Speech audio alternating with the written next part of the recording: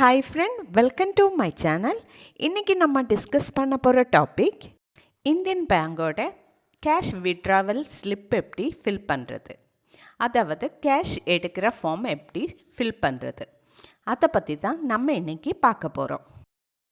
Okay friend, video பிடிச்சிருந்தால் மறக்காமல் like பண்ணிக்கோங்க.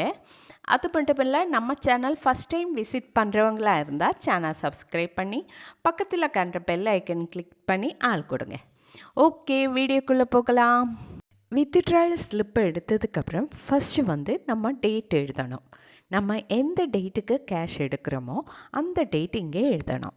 நெக்ஸ்ட்டு நீங்கள் எவ்வளோ காசு எடுக்கிறீங்களோ அந்த காசு எவ்வளோ அப்படின்னு இங்கே இங்கிலீஷில் வேர்ட்ஸில் எழுதணும். எக்ஸாம்பிளுக்காக நான் இங்கே 10,000 அப்படின்னு எழுதியிருக்கிறேன்.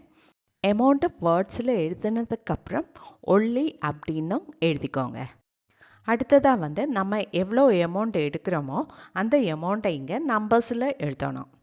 அமௌண்ட் எழுதுனதுக்கப்புறம் ஒரு லைனை க்ரோஸ்லையும் போட்டுக்கோங்க.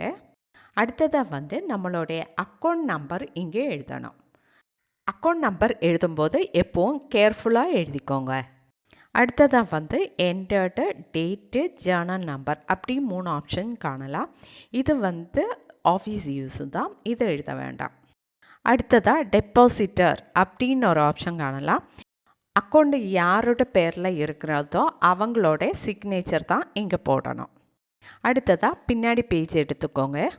இதுலேயும் இங்கே சிக்னேச்சர் போட்டுக்கோங்க. ஓகே, இவ்வளோ தான் இந்தியன் பேங்கோட வித்ட்ராயல் ஸ்லிப் ஃபில் பண்ணுறது.